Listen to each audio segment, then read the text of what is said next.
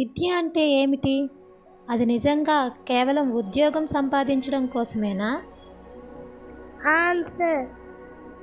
సాధారణంగా పిల్లలు మంచి మార్కులు తెచ్చుకోవాలని, మంచి ఉద్యోగాల్లో స్థిరపడాలని తల్లిదండ్రులు వారిని స్కూళ్ళకు, కాలేజీలకు పంపిస్తారు.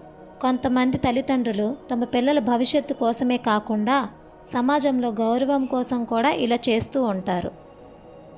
చదువుకునే రోజుల్లో విద్యార్థులు స్కూళ్ళు, కాలేజీల ద్వారా మంచి విషయాలతో పాటు కొన్ని చెడు విషయాలను కూడా నేర్చుకుంటారు. ఒక విద్యార్థి క్రమశిక్షణతో ఉండి బాగా చదివితే యాజమాన్యం వారిని అభినందిస్తుంది. ఒకవేళ విద్యార్థి పొరపాటు చేస్తే వారు ఆ తప్పుని సరిదిద్ది క్రమశిక్షణలో పెడతారు. జీవితంలో చదువు చాలా విలువైనది. ఇది మనకు ఎన్నో విషయాలను నేర్పిస్తుంది.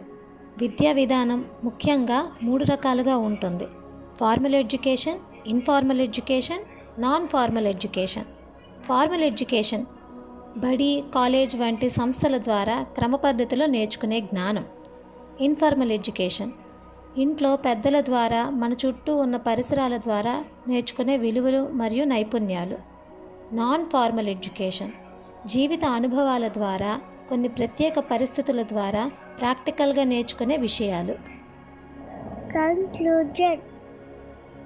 చదువు, అనుభవం, బోధన మరియు పరిశీలన ద్వారా జ్ఞానాన్ని, నైపుణ్యాలను మరియు విలువలను నేర్చుకోవడాన్ని విద్య అంటారు. విద్య అంటే కేవలం ఉద్యోగం సంపాదించడం మాత్రమే కాదు, ఒక మంచి జీవితాన్ని నిర్మించుకోవడం కూడా. మనం పొందిన అనుభవాల ద్వారా నేర్చుకున్న విషయాలు భవిష్యత్తులో వచ్చే సమస్యలను ఎదుర్కోవడానికి మనకు మార్గదర్శకంగా నిలుస్తాయి. చదువు అంటే మంచి బుద్ధిని, మనసుకు బలాన్ని, తెలివితేటలను పెంచేది.